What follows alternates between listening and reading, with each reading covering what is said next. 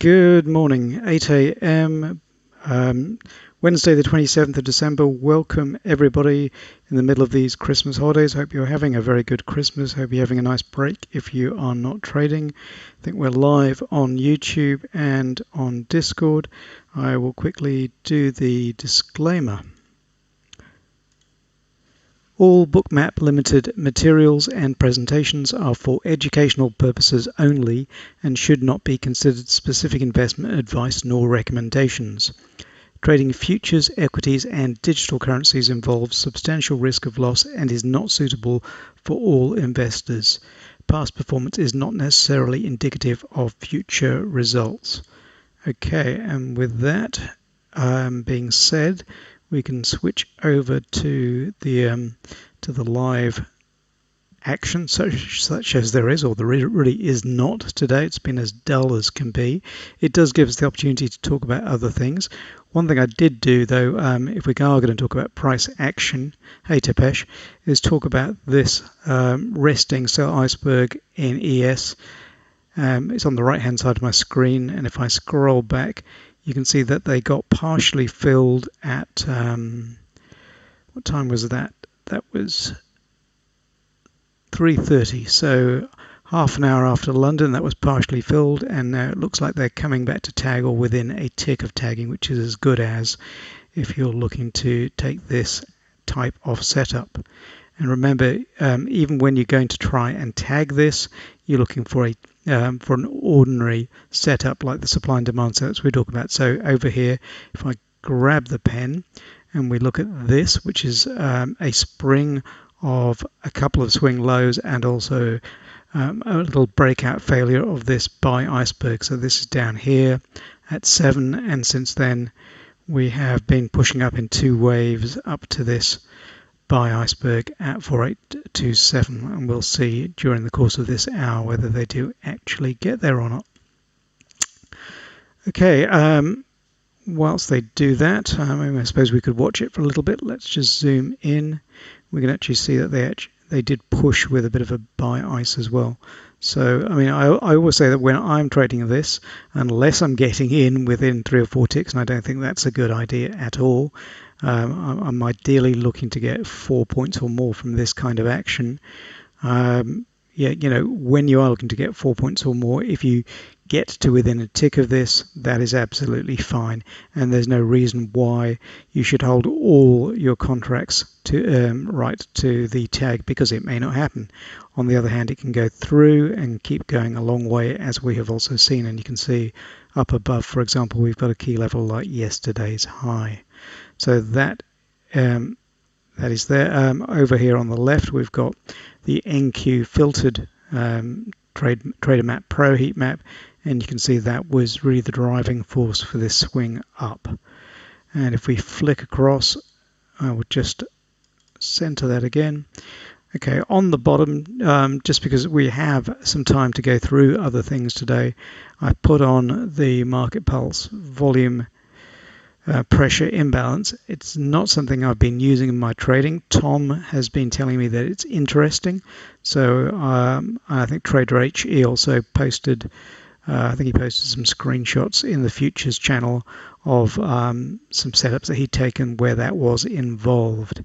I don't know exactly how much of his trigger was that, but you know, when other traders in the Bookmap community use it regularly, I'm interested, and we can certainly have a look at it and see what what it plays out at. So let us do the slideshow. So I'll ignore that for the time being, and let's move across to the slideshow. Okay. Right, our market prep for today. So the most important thing to say today is that there is not an awful lot of economic release activity. In fact, there is nothing in our hour. These are all New York time, US Eastern.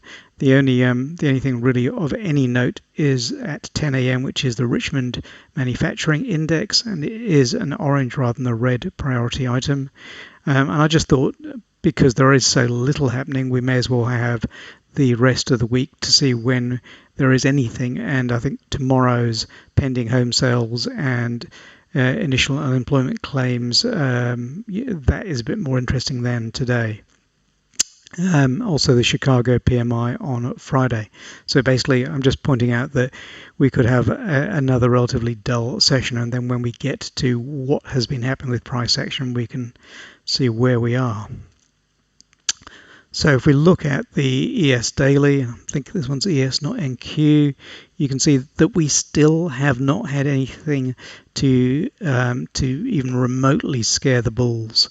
So we've had the V bounce on October 26th, and we are continuing to travel up. So we took out another high yesterday in the RTH session. And now we're on a nice little upswing after this 7 o'clock turnaround. So again, there's nothing really bearish, and there's nothing in the news or anything else to take us away from this trend at the moment. So we really need to see a big down day to change our views on what is happening. We should always be very flexible, but at the moment there's nothing to bend us. Okay, and NQ exactly the same.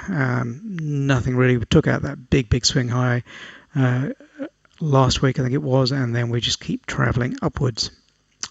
Okay, the 10 minutes just squashed down, and the only real point to make about this is that we have gone absolutely nowhere near yesterday's mid. So if you look at ES below or NQ above, NQ is stronger. It's really in the top quartile of yesterday's price action. And all we've been doing is ranging there before this 7 o'clock move back up. And ES has been totally dull, so it's virtually untradeable, other than if we just momentarily click out of this, other than this, which is this this spring up to the resting sell iceberg, which is a Bookmap MBO specific type setup. It's very hard to see this resting iceberg without this particular tool, so I feel grateful that we have it. But if we just zoom out, you can see it a little bit more clearly, and you could even draw things like a trend line or a very shallow trend line across that and a break there. But I don't think that, that could have got you in at 4824, but it's that maybe 3 points. But I think the better entry would have been a breakout failure below. Okay, so let's go back to the slideshow. Just a momentary digression whilst that was happening.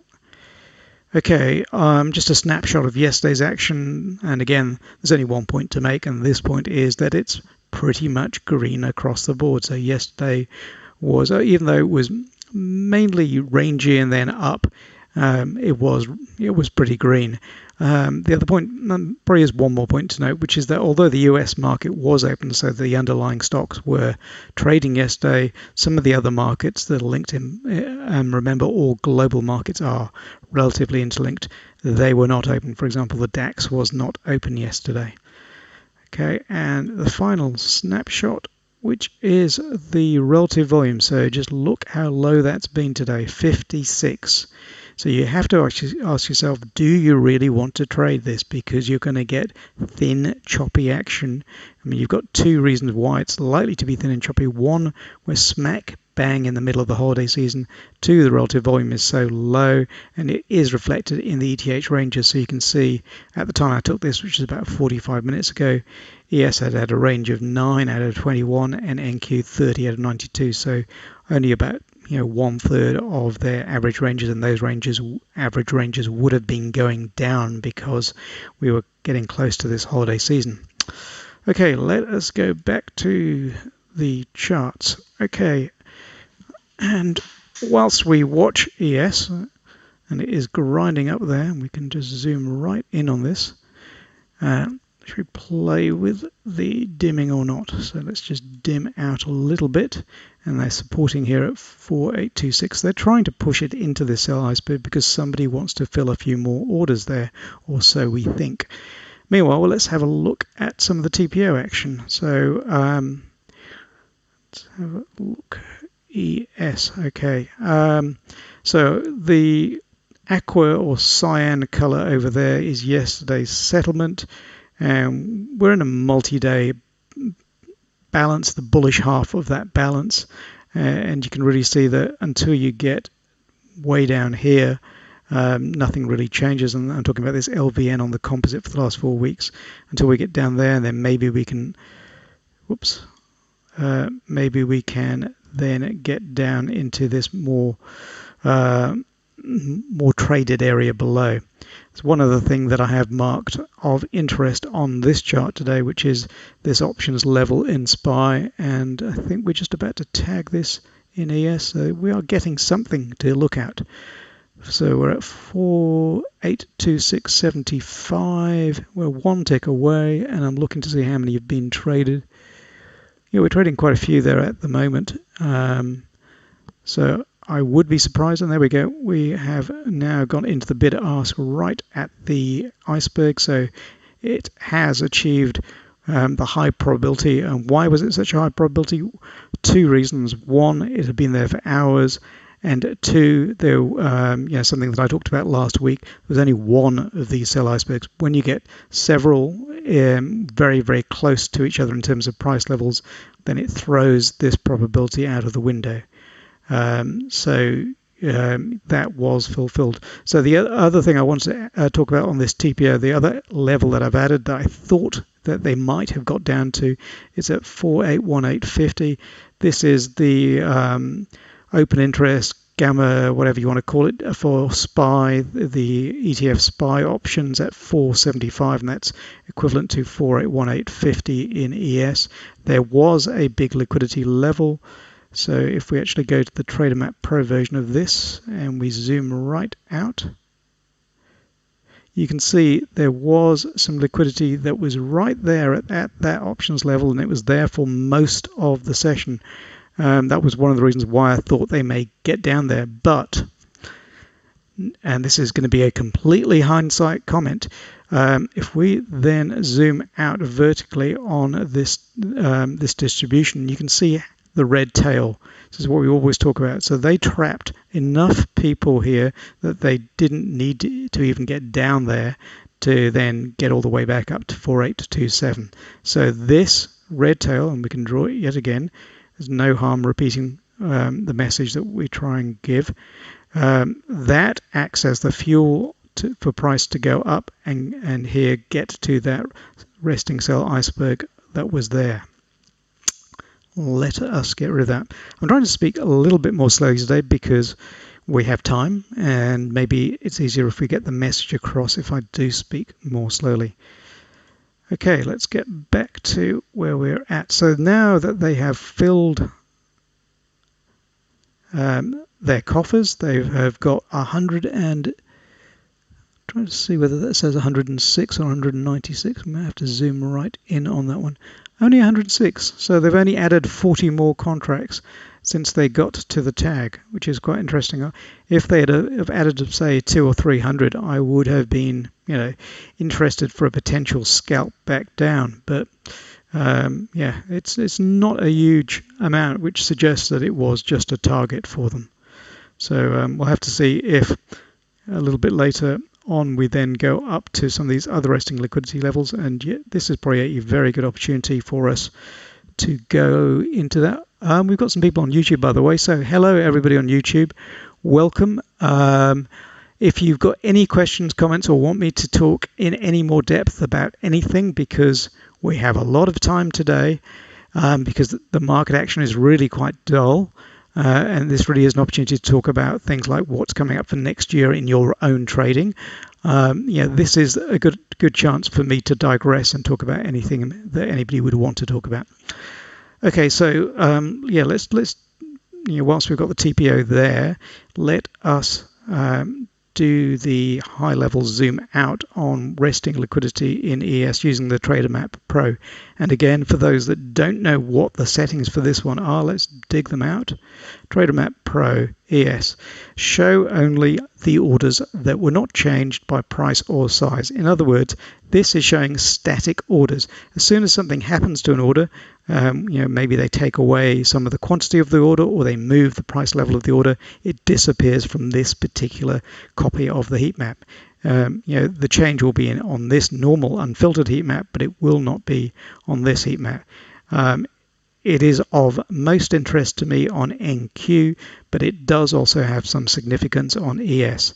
I've got a toggle on my keyboard so I can toggle between the unfiltered and the filtered, and I treat this filtered one as a high level, an HTF, a higher time frame kind of picture, just to see what they are advertising by way of interest. So if we look up above and we have the order book numbers there, because that is probably more interesting than any colors on a heat map, especially when we start talking about resting orders in NQ. So we're looking to see, where are these large orders? So there's 205 up above at 4840, and that, I think, 239 at 4835.25. No, 4835.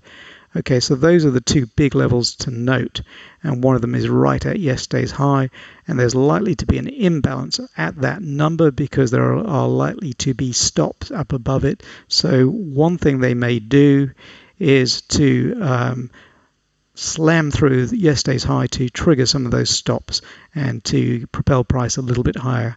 Maybe it'll continue, maybe it'll reverse. One thing we say on this channel is we do not predict the future.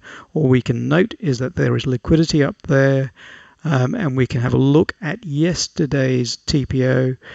We can just zoom out a little bit, or zoom in a little bit rather, and we can see it's a little bit skinny up there, so it's not a nice fat poor high, which suggests that the auction has not finished. So the auction could have finished quite easily up there because it's relatively thin and tapered. So what I'm talking about here is thin, come on pen, a thin tapering like that, which is what that appears to be, as opposed to if this shaded grey, this is the ETH, but if this was an RTH profile, that would be a relatively fat profile like that. I'm just trying to contrast the difference between them. I've deliberately skewed my drawing to accentuate a difference which probably doesn't exist, but that's just to give you an idea of what I'm trying to say. Okay, so that's relatively skinny, but so far we are in a very bullish pattern. We've seen nothing to take us away from that pattern, and price is pushing up with some fuel here, and we can see some of their target is likely to be this liquidity up above around yesterday's high. So, okay, and we'll quickly flick onto NQ. Okay. You can see yesterday's auction there. In fact, let's break it out and let's zoom in. So what happened in yesterday's RTH? We chopped around, we formed some nice balance around here, which is where yesterday's point of control is, and then we shot higher for the afternoon session. And basically in that afternoon value, that's where we have just chopped and ranged throughout in ETH. What I did in these webinars a couple of months ago when I first started out was I used to draw the afternoon value. So this isn't a good example because it's quite thin, but what I would do was say that quite often, when we form an afternoon distribution or balance, the highest probability, unless there's massive relative volume or some significant economic news, which could be Japan news, China news, German, UK, whatever, could be also be US news, like an earnings release for a major company. The highest probability is that it will just stay in this extended distribution or balance zone. This is one of the scenarios in which that occurred. So that is why I tended to draw them. And if people who've been on this channel for a while remember, that's what I did. I split out the TPO or volume profile. It's TPO actually. The volume profile is the dark line, and the TPO are the blocks, to find out where the afternoon distribution was. So that was the purpose, just to say that if there was a sizable distribution or it was clearly balanced, that represented the highest probability for what might happen in ETH. And then one of the types of trades that would set up or was likely to set up was the old mean reversion. And what is that mean reversion? The mean reversion was that. So that once it was at an extreme, you traded back towards the mean, or here it was a roundabout settlement, or this area around the overnight point of control around about there. So that was the purpose of doing. I'm just repeating it slowly now because we have the opportunity to do so. Okay, let's ditch all of that. Okay, and let us reset that one and let us zoom out again. So we had a fairly poor high here, and we can draw that one there. That is quite a poor high from last week in NQ. That got taken out in yesterday's RTH.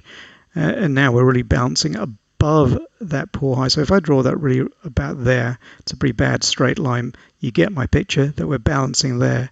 At the moment, if we continue to bounce above this line, or roughly it's about the 17,065, it retains its bullishness, i.e. it is still very, very bullish. But we'll see. Things can change. They may not have enough fuel to keep going like this. They may need to have a decent pullback. And in that scenario, this kind of level here, where they've traded heavily, or this level, which is a settlement from a couple of days ago, becomes very, very interesting. Anyway, we shall see. I'm really just doing some prep of what might happen in RTH because the market has been so dull in ETH. Okay, let's do something different. Okay, by the way, we are just watching. If I just flick across firstly to the filtered heat map, the Trader Map Pro for NQ, you can just see how these two are just gangbusters at the moment. Just change the vertical scales just to show you that we're moving strongly up towards this liquidity, which has been here for a little while, and we're back at that 17,100 level in NQ. Okay. I'm also looking across to see what kind of volume is in this one. And yeah, I should also talk about this volume pressure imbalance. Maybe if I get rid of the absolute delta so we can actually see the oversold and overbought and find out how we might be using this. So this is a tool that I am not using at the moment. I'm demonstrating it so that people can see what it does. But basically, it takes the delta on these moves and normalizes it between 100 and minus 100. So when it's above a certain level, and I think if I go into the settings, let's have a look. Not the right one. Let's go for the right one and get out of the way. And we blow up the settings here. Yep, so the threshold is 70. So this is going between 100 and minus 100.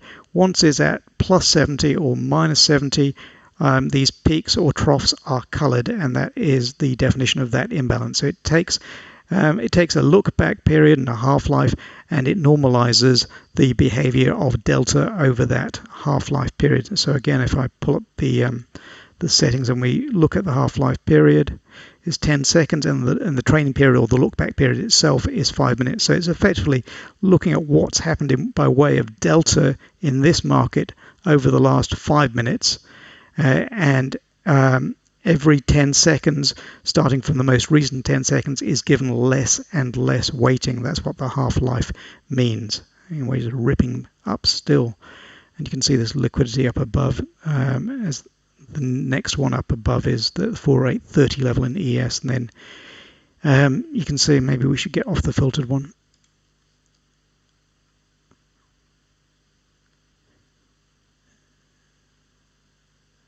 Maybe you can see they've taken some liquidity away at 4829 and moved it up to 4830.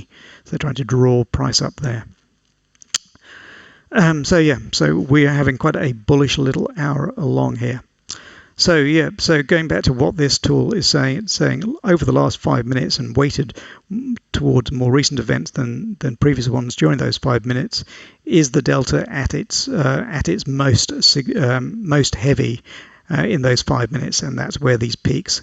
And you can see throughout this little section here, since we had these red troughs, all the peaks have been green. So it's giving you an indication of the strength of delta green. So that's ask volume being more than sell volume, bid volume over that period. So again, it's an interesting tool. We've all got our different ways of looking at delta pressure. Some people like cumulative delta. I've spoken many times that I like a visual time and sales, so that's one of the things I like doing. And one of the reasons why I like that is because there is a tendency, especially in markets as thin as this, where the volume is the same as it has been for the last few years, for them to break up larger orders. So I'm looking across at my visual time and sales and seeing repeated sizes of orders in things like NQ. And that's one of the reasons why I like them. Okay, I've just got to. Yes, I'm here. Can you hear me live? Are you on with us? You are. Hello, Bruce. Oh, oh, you're saying hello to everybody else as well, Bruce. Mhm.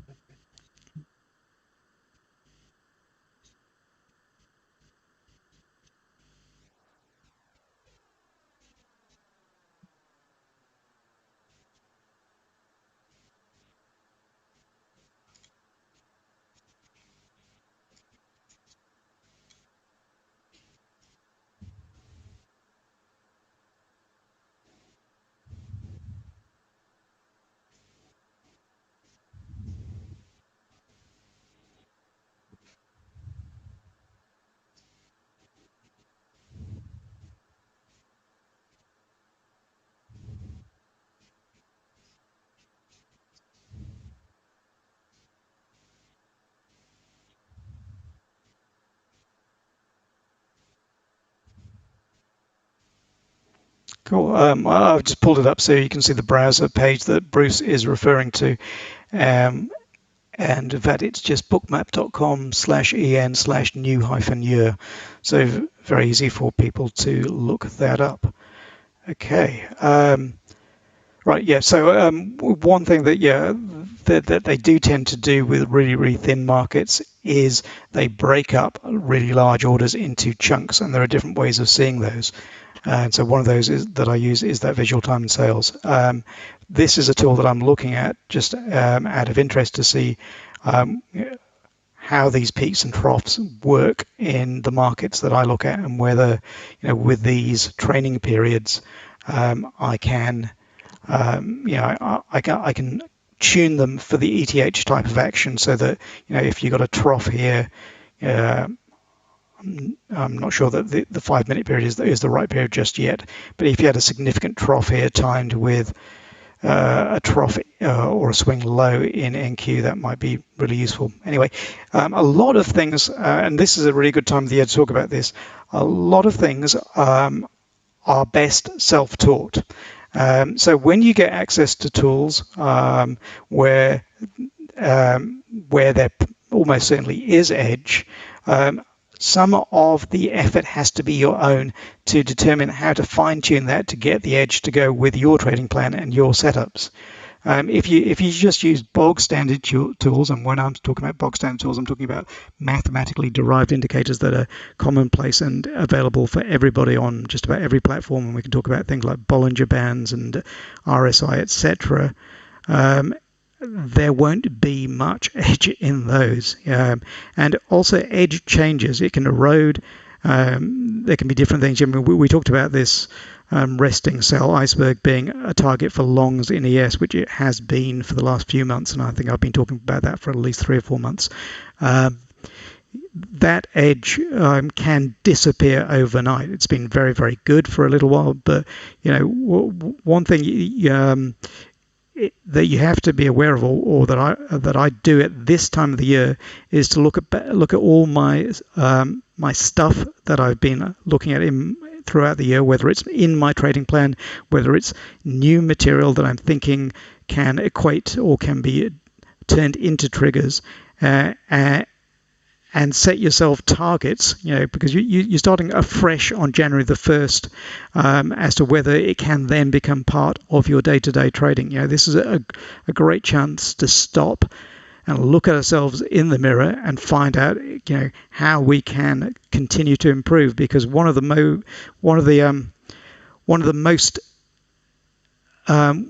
most important aspects of this game. I mean, I've talked about the the role of luck. I've talked about the role of probability. I've talked about the role of psychology and the fact that I think you have to become a very, very good loser whether you like it or not. And because losing is not losing in trading, it is just part of your overall business plan. And that if you haven't modeled a certain or a large percentage of losers into your trading plan, you are kidding yourself, because that's not the game that you are then playing. So yeah, I think at this time of the year is a good chance to just stop and see what was working, what's not working. If you write extensively, you create your own Wikipedia of all aspects of your trading, including the bits that go in your trading plan, or if you treat your trading plan, as I do, as a moving feast or a moving beast, this is a very good time of the year to stop and both look at things that are not working or things that are working that need to go into that trading plan. And when there are things that are not working, it's the old definition of madness. If you and I've been there, and I still do certain of these mistakes. If you keep doing the same mistake again and again and again, and it is affecting your bottom line in your trading, that is all about your ego, and you have to accept that it's a mistake and you have to sort it out. Otherwise, you're not going to be in this business very long. Anyway, that was just my rant on things to do with self-improvement. One of the things that I have done, I mentioned that I actually execute on another trading platform. This is just a generic example. In Sierra, I have looked at my install. I've looked at all sorts of computing issues to do with that, and I've cleaned it up and built a completely new install so it runs about 20% faster. So in other words, I've leaned it out. I've stripped it bare. It's like taking your favorite 70s Corvette or whatever and stripping out the bits that are just slowing you down. In terms of whether it's indicators, whether it's superfluous data, just strip it down and get it lean.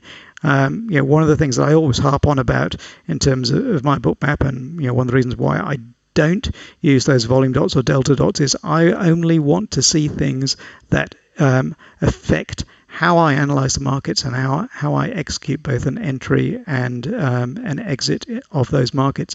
If it doesn't directly help me, then just get rid of it. That's my personal perspective. This one's quite interesting. We've got some action in a NQ here. So we've just tagged this little bit of liquidity, which has actually got taken away mostly at 17,105. We've got some liquidity down there. I thought they were going to tag it. They've had an MBO stop of 11, and they've got a buy iceberg underneath, which they'd like some refueling at. So I thought for a second we were going to have a nice little ram down into that 17,097, which could have given us a bounce buy kind of action, especially if they had had a sweep down into it. And let's see if we do get some of that. Let's just, and we quickly flick across to, so you can see this on the filtered heat map. We've got some heavy liquidity, so this is acting as our current brick wall just before yesterday's high, and we've not quite tapped it, but we've tapped some liquidity just before it, and that often happens where you don't get to the brick wall but you turn around just before it. And now by flicking between these two, we can see where they might be lured down to, lured as in LURD. So they are trying to get them down to this 17,097 level where they have this advertised by iceberg. Meanwhile, ES is not doing very much, and that is often the scenario in ETH when we have thin action. I just want to see what we've got at the top. On this swing up, we've got 213 contracts traded up at 4828.75.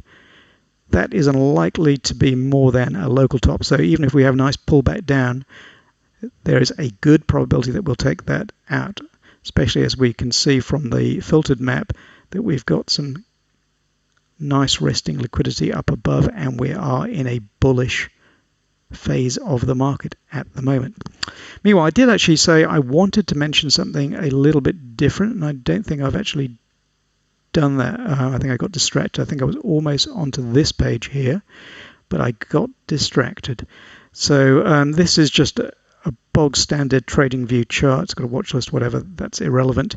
We've got ES below and we've got TLT above. Okay, I'm pulling this up because there's been this little pause here in TLT, and and these two moves have been together. This is all to do with easing of interest rates and the bullishness in the indices as a result of that.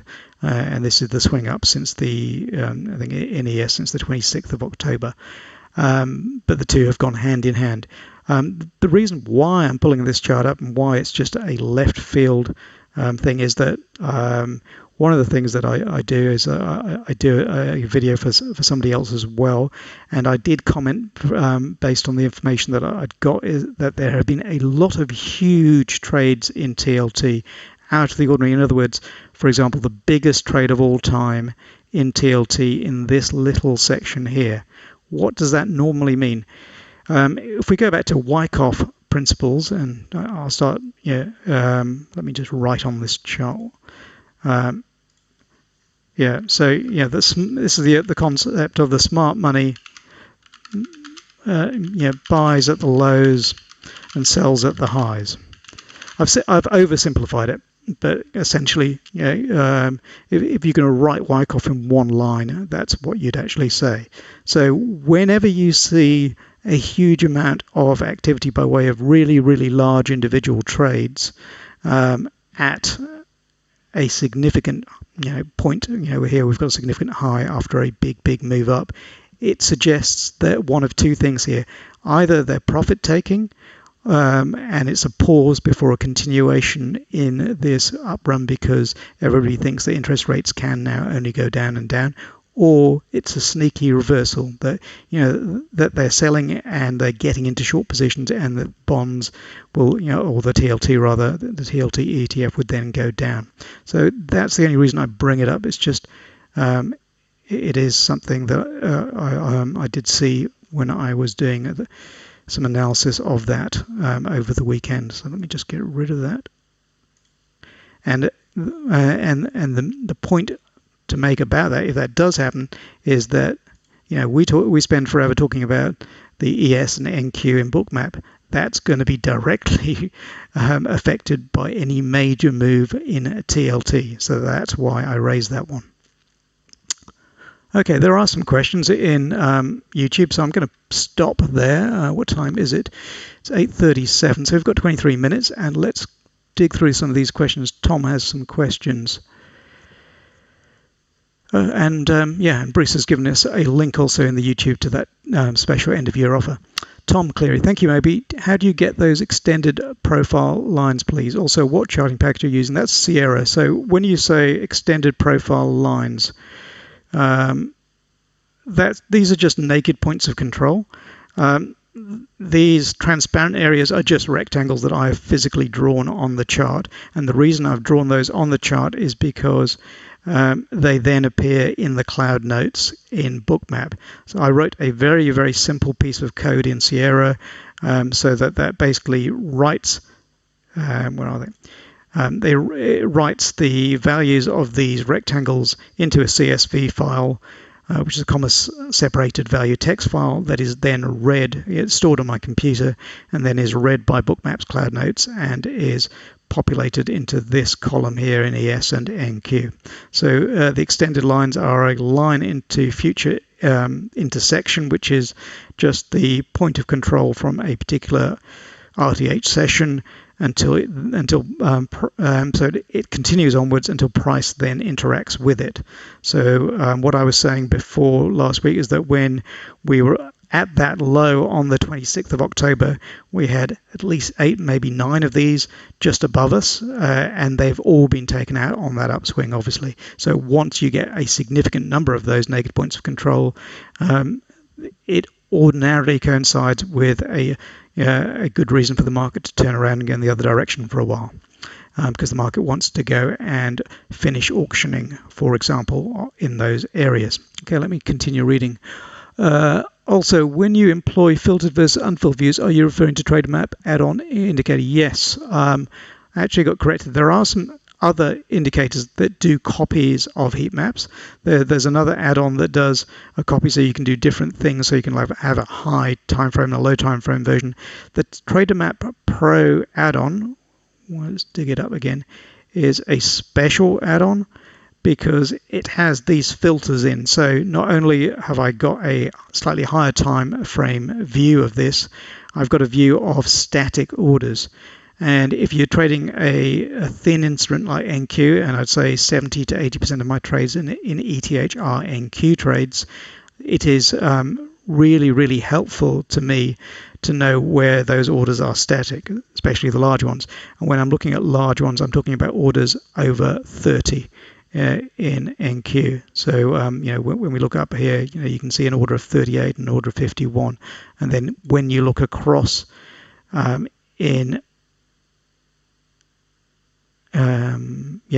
when you look across here, you can see those orders and how long they have stayed here. So one thing we can do is we can zoom back to the beginning of the entire Asian session. And sometimes what we see is that we'll have a huge order that's been in place since the beginning of the Asian session. And often we'll see an order that's been in place since, for example, this 10 p.m. time in Asia, the mid-morning Asia. The fact that this one is at a round number means that I'm less likely to pay attention to it, but I'm also looking across at where it was. I think it's yesterday's point of control. I'd have to actually dig out the... I think it was yesterday's point of control. Anyway, the whole purpose is that you can zoom back and find out how many hours a block or several blocks of liquidity have been there, in which case they may be or are more likely to be meaningful when price does approach it.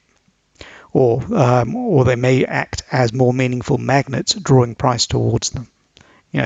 What I've been saying is that when we get these large resting liquidity levels, both in ES and NQ, they have a dual purpose. They can act as a brick wall support resistance, but they can also act as a magnet. Since we cannot predict the future, we do not know in advance what they will be doing, but I find it is market generated information to know where they are. Okay, Tom, still talking to you. Let's go. You buy static orders. You're referring to resting limit orders. Yes, I am. But by static, I mean resting limit orders that are still there, that have not changed by way of quantity or price level. So, for example, say they were at 4834 in ES and we've got 162 there, which is relatively close to yesterday's high. They will disappear if they move those orders to 4834.25. They will disappear off this right hand chart, which is the filtered heat map. And yes, in answer to your second question, you can find out exactly how long an order has been there. So if we go to the order at 4840, which looks like the longest one that's been here, we go right up to here and we can see that at 1839, which I think is when I rebooted this one, so it's probably there beforehand. I haven't got right up till the beginning of the Asian session because I probably woke up a little bit late this morning my time, but that would have been there for the entire Asian session, so it's been there since the markets opened in Asia. Okay, where are we? Okay, let's do a time check. So we've got about 15 minutes left. I think Bruce put in a comment saying he hopes I feel better. I think he must be mistaken. He must be thinking about somebody else. I'm actually feeling fine, so let's not worry about that comment. Okay, let's do some price analysis for a little while. Let's watch what price is actually doing.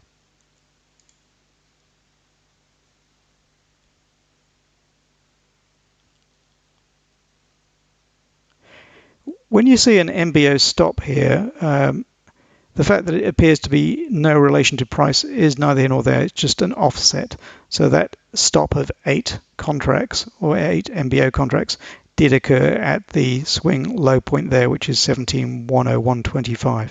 It just looks like it's floating in the middle of nowhere.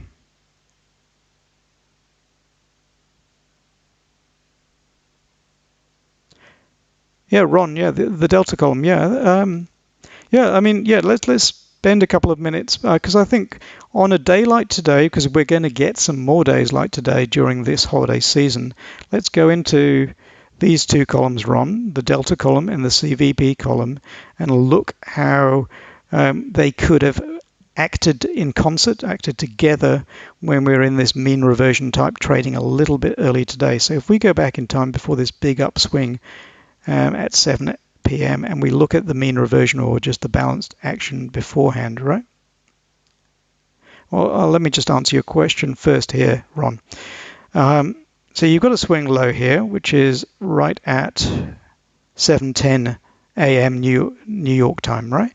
What we're looking at here for the best swing lows, which can act as really good reversal points, is a red tail on this delta column all the way down, or nearly all the way down, say like 90% of it being a red tail and it being quite a long tail.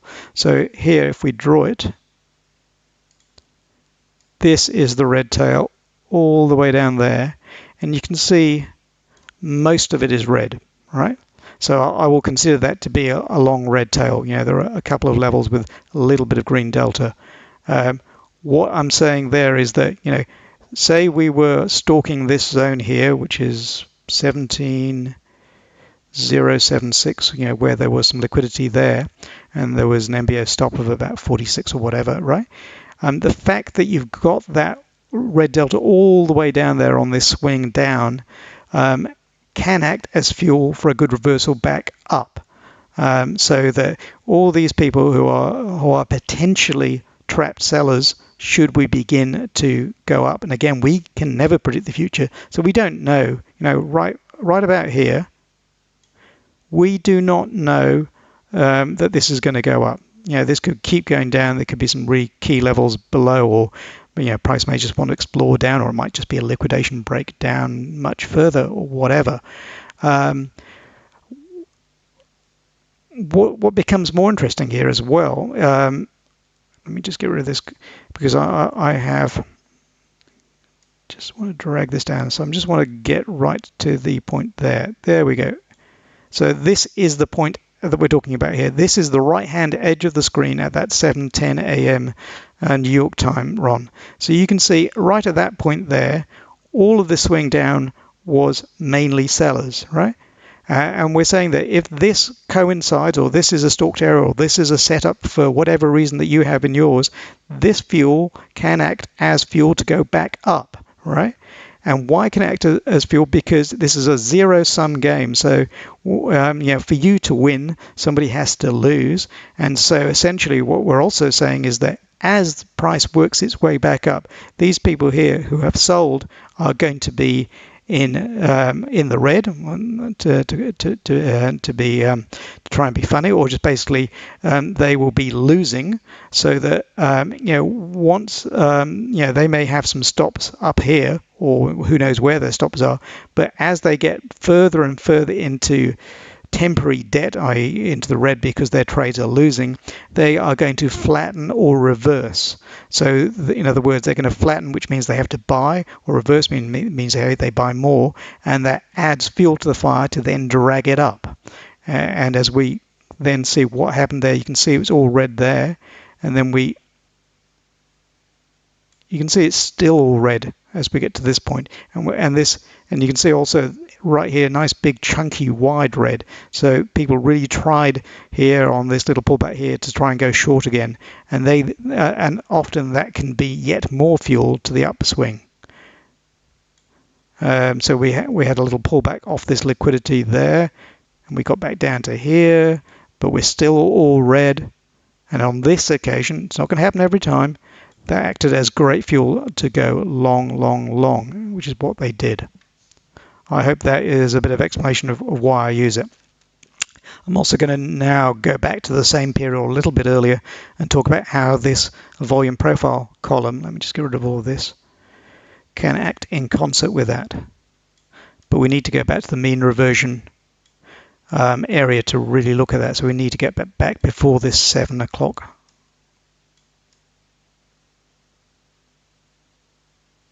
Okay, so I've just stopped it arbitrarily here. It's about 6:20, right? And we're just looking at this, right? One of the things that should stand out to us, without us, necessarily looking at the price bars, is that we have a balance, right? And when you get that, right, and you've also got with it some potential trapped sellers, yeah, and it's been doing this action, and we've got really thin volume, and the market wants to go nowhere, and we accept the probabilities that we can lose on trades as well as win them. This little bit of red delta tail there at the bottom of this distributional balance can act as fuel to get us back to the other side of the range, and that's something else that I've addressed in this webinar time and again when I've been talking about this volume profile tail and how we use them.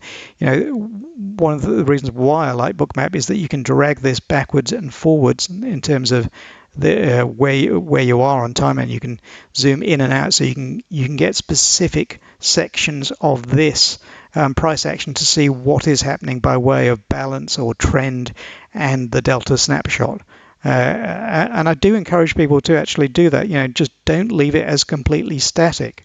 What do you want to do? You want to be able to see the clearest picture of what price is doing to work out if your trading plan setups are going to be, the stalk setups that you look at are about to set up. And sometimes if you just keep it on exactly, if you go to this snapshot here and you say, oh, I always love having it on a 5 minute, and I like having all the price levels visible to me, right? You might see that, and there may be, something that's really clear to you, but you might also be missing out on a tremendous picture that you could have got that would provide you much greater clarity on what was likely to happen in the very near future. And that's one of the reasons why I do this, this zooming in and out, and one of the reasons why I like this this filtered heat map, so that when we go back to this 7:10 a.m. New York level, we can see, when it did turn around, where were the resting liquidities? And at that time, that resting liquidity, if we go right back to then, which is 7:10, this is the trade-off. So we go into 7:10 on the filtered heat map, which is close enough here. What do we have? As a potential liquidity magnet target, we've got a zone here at the 17,091. We've got some liquidity at 094, and you've got the round number at 17,100, and you've got that liquidity at yesterday's high. So you've got a few things that can help you with where it might go. I mean, you can also center and see what is there below that we may continue down to. Is just to give you a different picture, which may be clearer than the one that you have if you just leave it exactly as it is. And that's one of the reasons also why I do not have these volume dots or delta dots. And the other reason, which I've said before, is that a lot of the price action, both in ES and NQ, can be by way of these sweeps or slips and reclaims. So a sweep or a slip is a completely vertical action where there's been essentially no proper auction. It's gone from here down to here, and often that auction will be completed. In other words, they'll reclaim the slip and do the auction that they did not do when they just pushed price or slammed price down. And that's one of the reasons why, if I populate this, and we can do this now, and we put in loads of these volume dots, and we put them in at the size that normal people seem to have them. So we pop them in, and not the volume bars, but the volume dots, and we bring them to the size that people have them in, which is that kind of size, maybe slightly less. You can't see that sweep in the same way. And as I say, I like my visual time and sales. I like my other tools. I've got some form of footprint that I use that has some kind of auction thing on it that I like looking at. I prefer that. It's just in my strategy and my trading plan and my processes in the way that I analyze and view the market. I get more out of Bookmap just seeing this in its raw state without those dots. Okay, and that's the reason why I have that like that. Okay, I've got to do another time check. It's 8:54. So I've said that I've talked about sweeps in Bookmap for years. So when I first started talking about them, Bookmap had a new indicator out called the absorption indicator, and I said to Bruce, it would be really, really good, if you can change a couple of the settings in that. And I showed him the settings to change and do a sweeps indicator. So that's what the sweeps indicator is now. It's on the suggestion that I made to Bruce. I do use that occasionally, but I also just like looking at raw price action. I'm not really that much of an indicator person. I do love heat maps. I love liquidity, but I like raw price action. And I find that this just price line in Bookmap is probably a fantastic representation of price because it's down to the millisecond. We can zoom right in on this one and see exactly what price did. So this is the last price. So you can see, bang, that's a sweep. It's completely vertical. It went from here to there. And then this is a little bit more gradual. So that's what I mean by being able to zoom right in and have clarity. And this is an even better example. That there, you can see that. It'd be very hard not to see that. So there was a sweep straight down from 17,085 to 17,081.25 or 17,081. So we can say effectively that was a 14, 15, 16 tick sweep straight down. And then we can see what happened afterwards. Because when you get a vertical thing like that, most of it gets retaken, and you can see that they did retake it all within. If that happened at 6:40, by 6:45, within 6 minutes, they had reclaimed all of it. So it's just something to say, it's that thing that has like a 75-80% probability that it will get retraced relatively soon. It has an even higher probability if you're willing to wait quite a bit longer. But then again, quite a lot of things do that. So that's just, again, I'm explaining why I present the heat map here the way that I do. Okay. So I'm just having a look at what's happened since I stopped talking about ES. So we've made this local high with 213 contracts at 4,828.75, and we've pushed back a bit. So if we want to see what has happened in this pullback, that's the other thing we can do. We can get right into this. And this is where we can see this delta column and the volume profile column. So we can analyze this little swing. We can do it very, very quickly. And you can change this column so you can have numbers and bars. So we can do that now. Let's do that. So we can have bars and numbers. And we can do the same with this column here for this purpose. So we can analyze these little micro swing pullbacks and see if it is likely to be a pullback which has enough fuel to take us higher. Noting that there's no real liquidity on the static side of things to act as our support wall. But we've got some liquidity up there, which may be our magnet just above that we turned around at. So we've come right back to a key level. T+1 is settlement from yesterday. The actual settlement value is 4825. So it's this level here. Again, if you go back through my channel on Discord in the Bookmap Discord, you'll see that I link to a piece, an academic piece of why T+1 or settlement is such an important key level in the ETH sphere. In a nutshell, it's because there's likely to be an imbalance of orders there. So it's often revisited because where does price like to revisit imbalances? They love to revisit imbalances.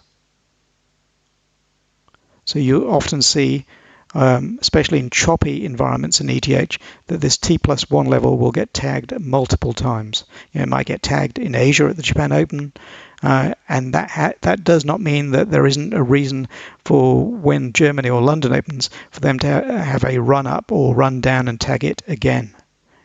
The fact that it might have been tagged in the Japan Open does not really change the probability of whether it's likely to be tagged or not in Europe.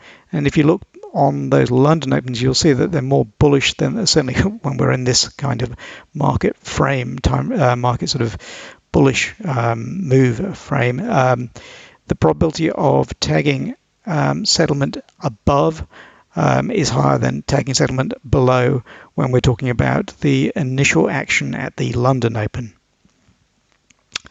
But, this is one of those times when, as I said, look at yourself in the mirror, look at the types of stats that you're interested in. What have you collected this year that you can use in your trading next year?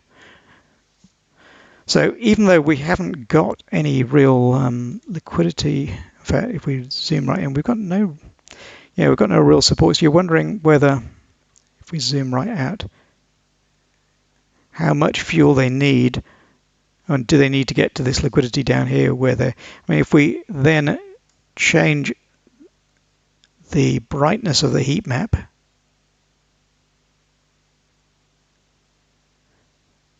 so the brightest real zones below for a pullback are the level at 4822 and 4820. We're talking about really choppy, meaningless action mostly. So, we can do our detailed order flow analysis, live order flow analysis like I always do in ES and AQ, but this is going to be the most meaningless that I could do it because there are so few participants around. So even though I'd say there's quite a high probability that we'll take out that swing point here, which is at 4828.75, it could be quite a nice deep pullback to get there. And then when I look across at my time frame chart, and we can zoom right in on this one, we have to go across to previous swing lows and see where those swing lows were. And sometimes it's easier if we make this not as bright and say, maybe they've got to get us down to here. And maybe we'll get a spring of this level before we get a run up to there. That's the kind of thing that we'll be looking at. And one of the problems that I do find is that when I have this so bright, I find it harder to see those swing points. I do have a 10-second time frame chart up above, so I can see that much more clearly there. So I know that, if they were going to test something, it's really around the 2250 mark. I also know that NQ had something much, much closer at 17097. So if we zoom right across there, you can see that little test. This is the category B type setup of supply and demand that we're talking about. It'd be even better if they came in, smashed in here. And again, we can zoom right out and look at this tail. Just for Ron, we can see what is developing here. So if we had a lovely spike back down and then retrace that quickly and came back up, that might be really, really interesting. And you can also see this green tail up above. So that, as you're approaching that, Ron, so as we got to this, so you've got, if we draw this, I know I've gone over time here, but if you've got this resistance liquidity there, right, and you've got this green tail here, and you've got a taper, this little taper here of a bell curve, that there could act as the fuel to get us back to this swing low, which did happen, but it's just a probability. When you see it here, it's a probability. It's an idea. It may be a setup for you. It may be a breakout failure of this swing high or that swing high, but it's an idea. Remember, this is how you see it. So you do not see it.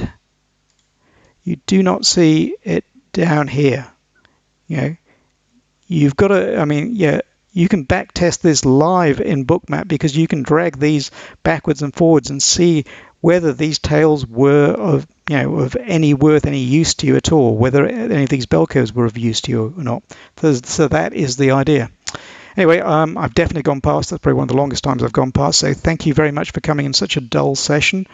Enjoy your trading if you are trading, or your break if you're not. And I will hang up there. So thank you again.